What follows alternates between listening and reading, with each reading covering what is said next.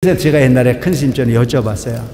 큰 스님, 수많은 신도가 소원을 이루기 위해서 구인사를 오는데 다 결혼해서 잘 먹고 잘 사는데도 불구하고 그들이 와서 기도를 하면 소원이 잘 이루어집니다.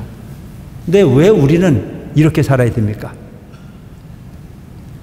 너무 솔직하죠? 내가 솔직하게 여쭤봤어요. 큰 스님, 왜 우리는 이 피 끓는 청춘인데도 불구하고 이렇게 살아야 됩니까? 저들은 다 마음 닦아서 다 이루어지는데도 불구하고 왜 이렇게 살아야 됩니까? 근데 큰 스님께서 하신 말씀이, 스님은 만인의 부모가 되어야 된다. 일체중생의 부모가 되어야 된다. 평등함을 전제로 수행을 해야 된다. 내가 거기서 두 번 다시 큰 스님 이렇게 기쁜 뜻이셨구나. 차별이 없어야 돼. 난 차별을 하지 않으려고 노력해 지금. 한결같은 묘음으로, 여기서 묘음이라는 자체는 부처님이 여러 가지 가르침이 있으나 여기서 이야기하고 있는 부분은 일승을 설명하기 위한 묘법, 일승, 부처가 되는 법을 설명하는, 이게 묘음. 묘음으로써 그 뜻을 선양하여 받들어 모셔서 항상 대승을 위해 인연을 짓느니라. 부처님께서는 적은 부분으로 가르치지만 목표는 뭐예요? 대승을 가르치기 위한, 소승을 가르치는 부분이 아닌 대승을 가르침이었다.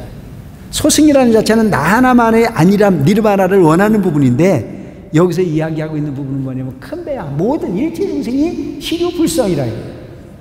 그래서 이것을 가르치기 위한 방편이에요. 부처님께서는 모든 중생이 아까 그 앞에서 얘기했던 모든 중생을 다 이익되게 하는 다양한 부분을 설명하고 있어요. 안락감, 세간락, 니르바나 모든 부분을 다 설명하지만 그런 모든 부분이 궁극적 목표에는 뭐가? 대승을 가르치기 위한 목표들, 부처를 만들기 위한, 일불승을 설명하기 위한 인연을 지어주는 거예요. 인연을. 내가 일체를 관하니 널리 다 평등하여 너라 하는 마음, 나라 하는 마음, 사랑하는 마음, 미워하는 마음 등의 차별이 없으며 나는 탐내고 집착함이 없고 막힘도 걸림이 없느니라. 그러니까 문제는 뭐냐면 우리가 중생과 부처의 차이가 뭐예요? 내 거는 내 거고 네 거는 네 거고. 근데 얼마 전에 어떤 사람은 보니까 내 거는 내 거고 네 것도 내 거고 누가 그런 이야기를 하던데, 명언이 돼요. 그래 왜 그러냐 했더니 우린 부부니까. 이제 그런 부분을 이야기하는데 꽤 재미있게 봤습니다만은 여기서 이게 나라고 하는 거, 너라고 하는, 여기서 뭐예요? 이분법적 논리, 차별이 있지 않습니까? 사랑하는 마음, 탐내는 마음 등의 차별이 있습니다. 여러분, 사랑은 좋은 거예요, 안 좋은 거예요? 좋은 거예요? 사랑은 눈물의 씨앗인데 사랑하기 때문에 괴로운 거잖아요. 미움도 괴로운 거고 사랑도 괴로운 거고 다 집착은 괴로운 거예요. 하지 말라는 얘기가 아니고 그게 집착으로 이루어져서는 안 된다는 얘기입니다. 그냥 즐거움으로 상대방을 인정하는 사랑이 되어야 되는데도 불구하고 이것이 너무 깊어지다 그러면 뭐가 생깁니까? 소유가 생기고 얽어매려고 하는 본능이 생기고 그래서 서로가 못 살겠다고 말하는 경우가 많아요. 요즘 이제 소위 부부로 살다가 그런 뭐라고 그러나 이게 통제의 영역이 너무 강해져 가지고 숨을 막혀 못 살겠다고 생각하는 사람들이 꽤 많이 만들어져요. 그런데 그건 어떤 사람은 얘기할 때 뭐라 그래요? 사랑이라고 하는 부분으로 그런 조건을 피는 경우도 있어요. 제일 중요한 부분은 뭐가 중요합니까? 믿음과 이해가 중요하겠죠. 그래서 여러분, 한 가족으로 얽혀 사는 부분은 참 어려운 것 같더라고요. 넘쳐도 문제고 부족해도 문제고 그걸 조절하는 것 자체가 참 쉽지 않다. 그래서 여러분들은 도인이다. 그 도인일 수 있어요. 그게 잘 깨지 않고 그걸 잘 관리하는 부분은 상당히 슬기로워야 되고 지혜로워야 되는 부분이다.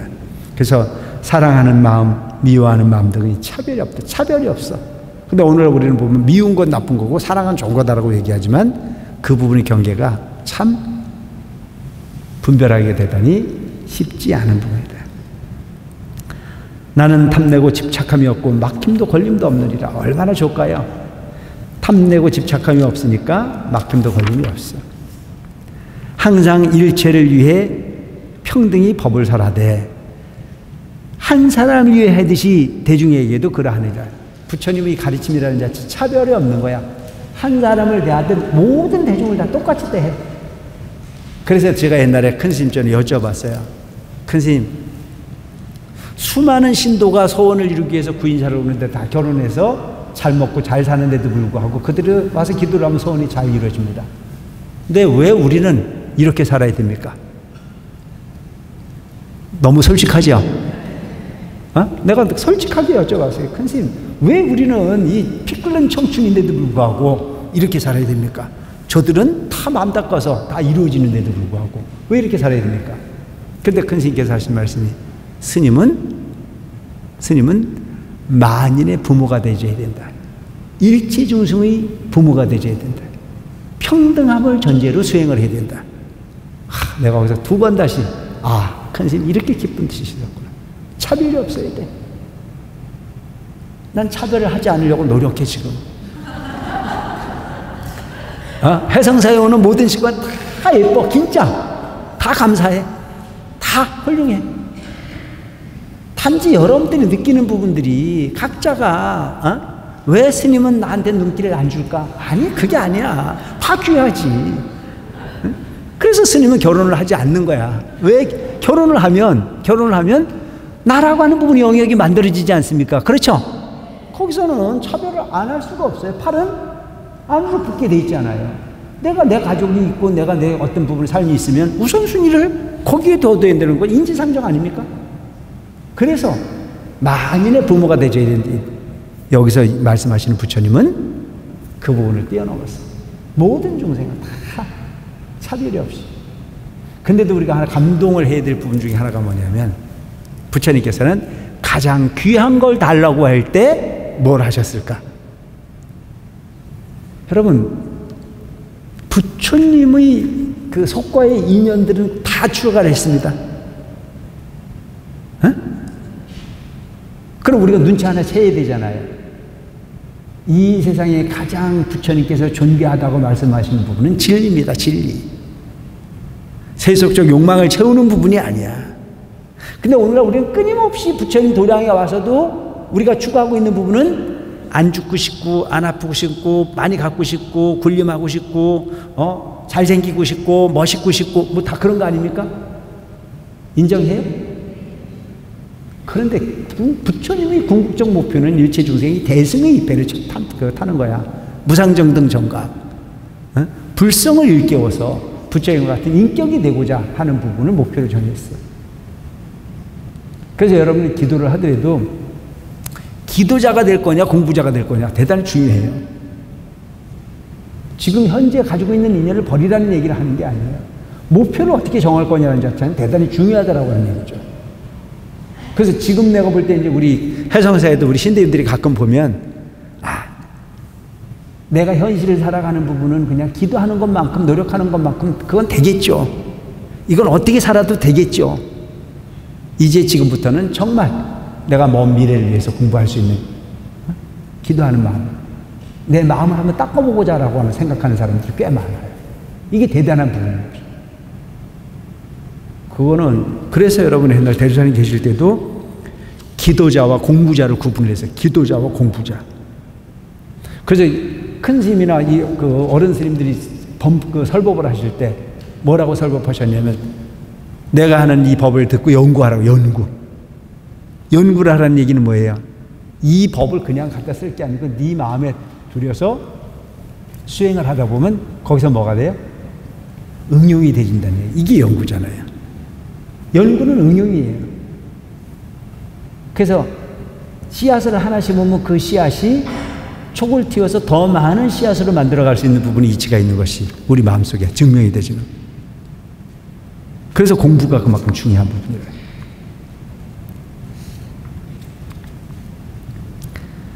한 사람을 위해 하듯이 대중에게는 평등하다는 얘기, 부처님 말씀은 일상일미야. 차별이 없어. 근데도 내 스스로가 움츠려든단 말이죠. 스님은 누구만 이해해주고 누구만 배려해주고 이건 아니에요. 똑같아요. 부처님도 그러하시고 부처님 가르침도 필요하고. 그래서 일상일미라고 해요. 한 모습의 한 맛이지만 아까도 얘기했지만 큰 구름에서 비가 와도 그 비가 받아들이는 부분에 따라서 다르잖아요. 내가 뭘 키울 거냐. 받아들이는 사람이 그걸 잘 받아들여서 키울 필요가 있다. 항상 법만 설하여 일찍부터 다른 일은 없어서 가고 오고 앉고 섬에 지칠 줄을 몰라. 세간을 충족시킴이 비가 두루 적시듯 하느니라. 부처님이 가르침이라는 자체는 모든 부분의 세간, 우리가 살고 있는 모든 부분의 삶을 충족시켜서 비가 모든 생명체를 고루 적셔주듯이 그렇게 중생을 이익되게 하는 법이 부처님 법입니다. 근데 이제 부처님 도량에 와서 그 법비를 맞으라고, 법비를 맞아야 되는데도 불구하고 비 맞아서 스스로 클 생각은 안 하고 거저되는 법은 없을까 싶어서 요리 날라갔다 저리 날라갔다 무슨 슈퍼마켓에서 물건 사러 다니듯 그렇게 불교를 생각하는 사람들이 많아요. 잘못된 겁니다. 문제는 내가 나를 키우는 거예요. 귀하거나 전하가 높거나 낮거나 계를 지키거나 계를 깨뜨리거나 유의를 갖추니나 갖추지 못하니나 정견이거나 사견이거나 근기가 총명하거나 근기가 두거나가 나네 비가 평등하게 젖시듯이 법비를 내리되 게을러 피곤함이 없느니라. 부처님이 법을 설할 때는 똑같이 설해요. 똑같이. 근교가 되는 사람이고 아닌 사람이고 다 들으라. 내 법을 다. 그런데 그와 같이 모든 중생을 위해서 항상 그렇게 법비를 내리듯 중생을 위해서 법을 설하지만 차별이 없이 설하지만 당신은 그 부분에 피곤함이 없어. 지치지 않아. 줘도. 그러니까 우리가 그렇잖아요. 부모가 자식을 위해서 사랑을 베풀 때는 피곤하지 않아요. 줘도 부족한 거예요. 그렇게 부처님께는 자비로서 중생에게 섭수한다는 얘기죠. 일체 중생이 나의 법을 듣는 이는 각자 힘에 따라 이를 받아 여러 가지 경지에 머무르니라. 여기서 딱 나오잖아요. 자, 여기서 우리는 뭘 느낍니까? 셀프. 자업, 자득. 내 근기에 따라서. 근데 대개 보면 절에 와서 안 된다고 하는 사람은 기도를 잘하는 사람입니까? 안 하는 사람입니까? 잠깝하죠. 안 하고 앉아가지고 왜 나는 안 되냐 이거예요. 그럼 뭐 남들이 되는데 내가 안 된다면 하는 방법을 수정해야 되잖아요. 똑같이 학교에 가서 선생님한테 배우는 아이들도 보면 공부하는 방법을 아이는 적게 공부하고도 성적이 좋아요, 안 좋아요? 좋잖아요. 근데 공부하는 방법을 모르는 아이는 길게 앉아 있는데도 공부가 잘 돼, 안 돼? 안 되잖아요. 그러면 안 되는 나는 되는 방법을 연구해야 되잖아요. 다 근기가 달라. 그럼 부족한 나는 그 부족한 부분의 방법을 터득해서 스스로가 바꿔야 되는데 왜 부처님이 내 소원을 안 들어주냐고요. 부처님은 소원을 들어주는 분이 아니고 소원이 이루어질 수 있도록 법은 항상 똑같이 설해.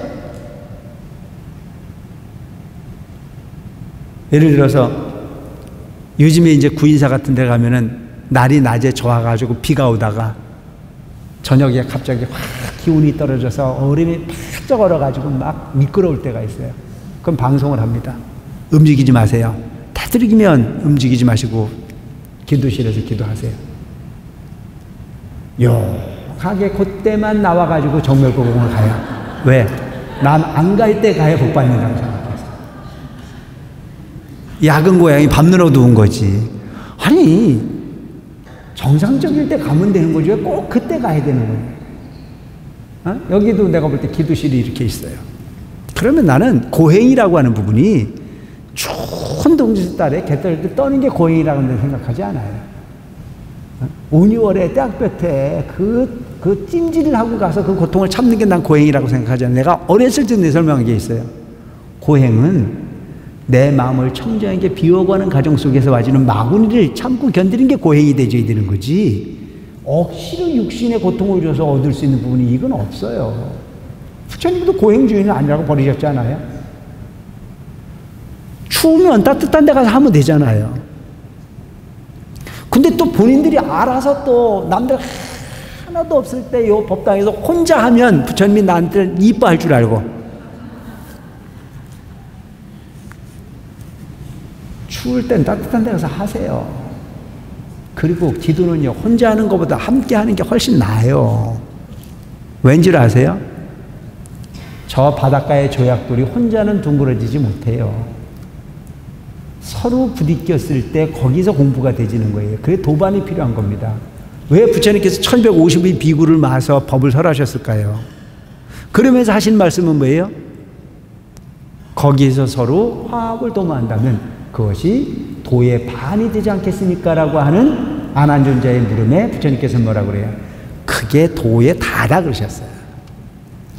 도반이 있어서 그 도반과 서로 의지해서 잠을 쫓고 서로 경쟁하고 선의 경쟁을 해가면서 그렇게 마음을 닦아가는 거란 말이죠. 그래서 그 시끄러운 가운데 고요함을 찾는 게 진짜 공부지, 고요한 가운데 고요함을 만들어내는 것보다는 그게 훨씬 가치가 있는 겁니다. 아시겠죠? 어? 여러분들 그 이치를 잘 알아야 돼요. 그래서 되도록이면 이 도량 좋아요. 근데 너무 춥잖아요. 그래서 그건 추우니까 좀 따뜻한데 1층 법당이 있다. 법당 가서 해라. 그래서 우리가 법당을 그렇게 만들어 놓은 겁니다. 여름에 시원하게 만들어 줄 수 있어. 공간이 적으니까. 겨울에 따뜻하게 해줄 수 있어. 공간이 적으니까. 근데 이 넓은 공간을 여름에 시원하게 해주려니 이게 감당이 안 되는 부분이고, 이 넓은 공간을 겨울에 따뜻하게 해주려니까 감당이 안 되잖아요. 그래서 그 부분을 좀 이렇게 경제적으로 하려고 머리를 써서 해놨는데 말을 안 들어. 다 이유가 있어서 한 건데, 우리가 언제부터 그렇게 1층 3층 나눠가지고 맨날 네 방 내 방 찾아 들어가서 살았던 게 얼마나 됐다고. 응? 개구리 올챙이적 생각을 해야지.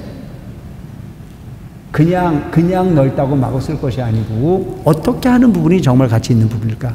그래서 잘 생각해 보면 내가 부처님 가피는 내가 스스로 그릇을 만들어서 형성을 해야 되는 부분이지, 그냥 욕심만 가지고 얻을 수 있는 부분은 없다.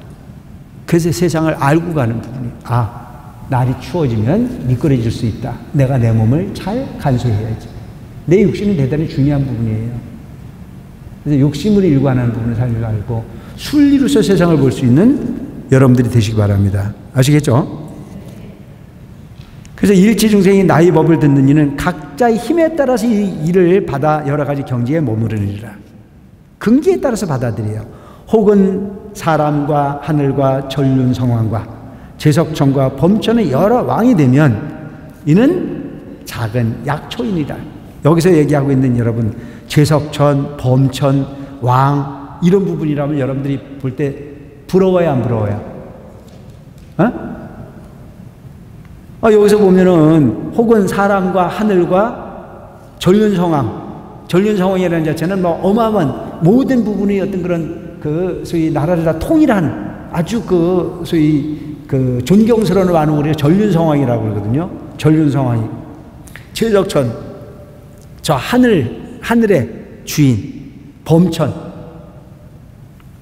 그리고 여러 왕이 되면 이와 같은 약초는 어떤 약초예요? 적은 약초예요. 적은 약초. 무르법을 알아 열반을 진득하고 육신통을 일으키며 삼명을 얻고 홀로 살림에서 선정을 행하거나 연각을 증득하면 이는 준가약초이니라. 수행을 하는 데 있어가지고 숙명통을 하거나 천안통을 하거나 누진통을 하거나, 그래서 마음을 청정하기 위해서 수행을 하는 정도가 된다면 그런 사람을 일컬어서 중간 약초 정도 되는 존재라 이거예요. 세존 자리를 구하여 내가 성불하리라 하여 정진하고 선정을 닦으면 이는 상등 약초라 이거예요. 큰 약초, 약초 중에서도 적은 약초, 중간 약초, 큰 약초가 있는데 여기서 세 가지 근기를 설명합니다.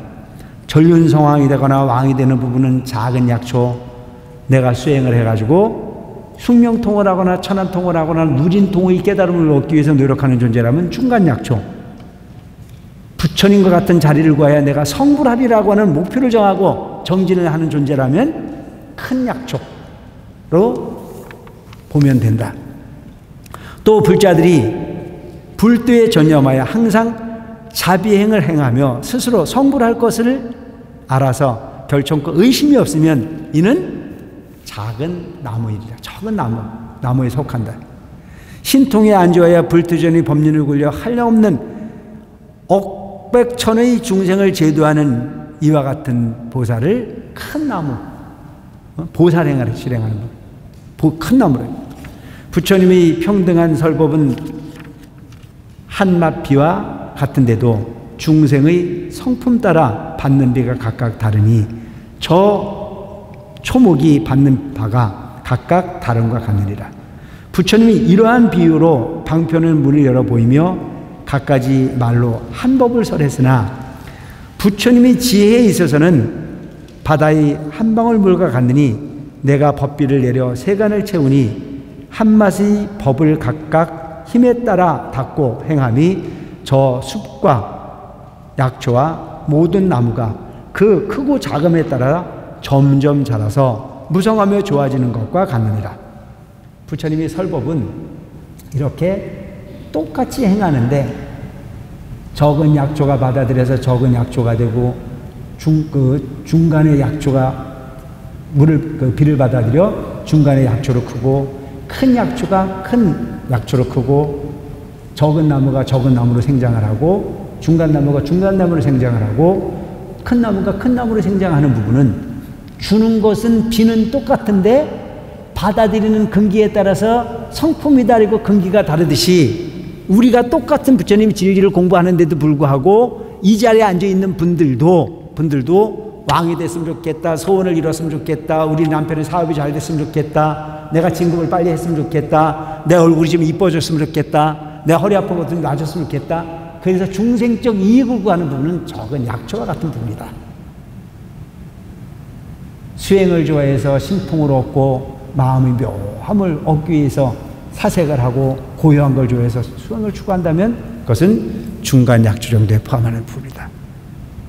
그 부처님의 설법은 똑같은데도 불구하고 받아들임에 따라서 달라지는 부분이 약초가 될 수 있고 나무가 될 수 있으니 여러분들 스스로가 나는 어떤 존재인가를 나는 몰라.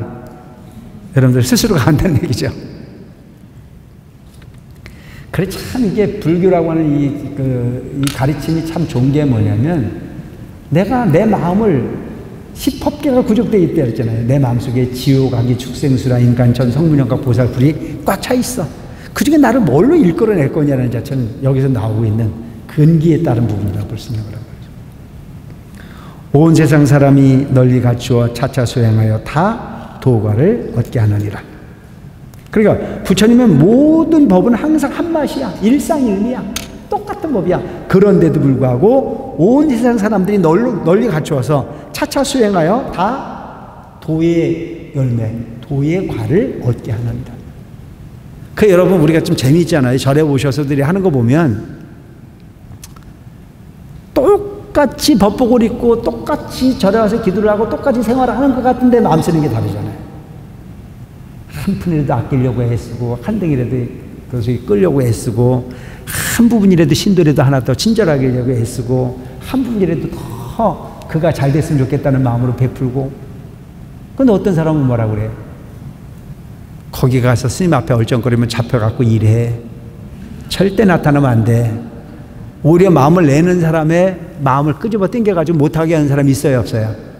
그런 사람이 어떤 사람이냐면 동양안 가지고 쪽박을 깨는 사람들이에요. 지나 그렇게 되면 되는데 남까지도 그 좋은 어떤 그런 복밭에 들려고 하는 부분을 잡아 꺾는 거나 마찬가지예요. 본인 집에서는 할 일이 별로 없는데도 불구하고 절에 오면 그냥 고무장갑 끼고 남자 화장실, 여자 화장실 가리지 않고 다 가는 곳마다 청소해서 이 부처님의 도량이, 제불에 운이운한 이 도량이 청정했으면 좋겠다는 생각을 가지고 팍팍 닦고 다니면 그 화장실에 부처님 운이 운하게 돼 있어. 그게 마음이야. 근데 뭐라고 그래요? 아, 내가 거기서 그 짓을 왜 해야 돼? 그렇게 생각하면 얻을 수 있는 얘기 하나도 없는 거예요. 그리고 여기서 똑같은 부처님이 법비가 내리는 부분인데 어떤 사람은 뭐라고 해요? 등을 달아도 아, 나는 저 멀리 깜깜한 곳에 등을 달아서 그곳을 좀 비춰 장엄했으면 좋겠어. 어떤 사람은 뭐래? 아, 부처님 눈앞에 켜달라는 부처님. 근데 어떤 게 진리일까 한번 생각해 보세요. 멀고 가까운 곳이 아닌 내 등으로 인해서 주변인 장엄이 되지고 부처님이 세상으로 그것이 빛이 드러난다면 우리가 더 가치 있는 등이다. 생각 하나가 어마어마한 부분을 차지해요. 그 수준이 나를 키우는 거예요. 내가 어떤 마음을 갖고 나를 키우느냐가. 그게 도가잖아요. 그래서 내가 계속 비유로서 설명했던 게 뭐예요? 똑같은 물을 먹는데도 불구하고 독사가 마시는 물과 소가 마시는 물이 다르듯이 내가 지금 행하고 있는 부처님의 가르침은 무엇을 위한 가르침으로 성취되는가를 나한테 물어볼 필요가 있는 거예요. 아시겠죠? 나한테 물어볼 필요가 있는 거예요. 여러분들이 이 법화경에서 이야기하고 있는 이런 부분이 법문을 어디가 듣겠어요? 우리끼리 얘기지만 해성사가님이 이런 거 없어. 아니, 이렇게 이잡듯이 가는 부분도 없고 이렇게 재미있는 일도 없어. 여러분들이 들어봐도 재미있잖아요. 이거 얼마나 재미있습니까? 무슨 뭐 옛날 얘기하고 넘어가는 거하고는 좀 다른 차원의 가르침이 여기 있다는 사실을 알면 그 여러분들을 위해서가 아니고 저는 제 자신이 이게 너무너무 행복하고 좋아요. 아, 이게 내가 이런 기회를 가지고 여러분들과 함께 할 수 있다고 하는 것이 얼마나 다행일까. 그래서 차체 수행해서 다 도가를 얻게 해. 부처님 믿으면 어디로 안 가. 헛되지 않아. 응? 근데 너무 본인들이 원하는 소원이 그냥 그 어떤 수학 공식의 문제 푸는 부분의 공식은 알지 못하고 무조건 욕심으로 답을 구하려고 하니까 답이 없는 거란 말이죠. 응? 욕심으로 답을 구하지 말고 순리로 답을 구하는 여러분들이 되시기 바랍니다. 아시겠죠? 부처님의 가르침은 내가 얘기하는 게 아니고 여기 적어놓은 대로 봐도 거짓이 없어. 모두를 이익되게 하는 법이란 말이죠. 성문이나 연각이 살림에 거처하면서 최후신으로 법을 듣고 과를 얻는다면 이는 약초가 각각 성장함을 얻으며 보살들이 제가 경과해서 삼계의 도리를 깨달아 최상승을 구한다면 이는 작은 나무가 성장함을 얻으며 다시 선정에 머물러 신통력을 얻고 모든 공함을 듣고 크게 기뻐해 한량없는 광명을 놓아 모든 중생을 제도한다면 이는 큰 나무가 성장함을 얻음이니라. 비유를 한다면 아까 앞에서 얘기했던 나무에 대한 비유가 있었지 않습니까? 가섭이여, 이와 같이 부처님의 설법은 큰 구름과 같아 한맛의 비로소 사람과 꽃을 윤택하게 하여 각각 열매를 이루게 하느니라. 가섭이여 알지어다, 여러 인연과 각가지 비유로 불도를 열어 보임은 이는 나의 방편이요 제불 또한 그러하시느니라. 그러니까 여러 가섭존자에게 이야기를 하건대 여러 인연과 각가지 비유로 불도를 열어서 보임은 중생을 이익되게 한 방편이야. 방편이라는 자체는 뭐예요? 사실이 아닌 부분을 사실처럼 설명해서 상대방에게 이익을 구하는 거예요. 아이가 지금 엄마를 찾아가지고 막 울고 있는데 그냥 내버두면 꼴깍 넘어 죽을 것 같아. 그래서 거기다 대고 순사 왔다 얘기하면 애가 놀래가지고 순사가 뭘까 싶어가지고 엄마를 잠깐 잊어버려서 울음을 그치게 하는 부분은 거짓말입니까? 방편입니까? 방편이잖아요. 그래서 나의 방편이요 제불 또한 중생을 구제하기 위해서 중생을 이익되게 하기 위해서 주는 부분이라 이거죠.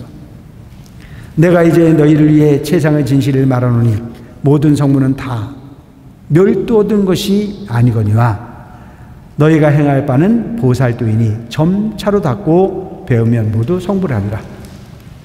보살도를 닦으라 이게 보살도를. 응? 성문은 다 멸도를 얻은 것이 아니에요. 순간적인 부분의 니르바나 열반나기 그게 너희들이 최상의 목적지가 아니야. 그건 잠깐 동안 즐거움을 얻게 하는 부분이야. 단지 점차로 닦고 닦아가지고 뭐를 보살도를 행하라. 100% 행하라. 내가 얻은 이익이 있거든. 그 이익에 안주하지 말고 그 누군가에게 그걸 다시 나눠줄 수 있는 부분이 희생. 그래서 보살도는 뭐예요? 무주상보시란 말이죠. 바람이 없는 행을 통해서 할 수 있는 일이 얼마나 많습니까? 얘기를 하다 보면은 아우 나는 가진 게 없는데요. 왜 가진 게 없어요? 마음이 있는데. 왜 가진 게 없어요? 내 눈이 있는데. 왜 가진 게 없어요? 내가 말할 수 있는 능력이 있는데.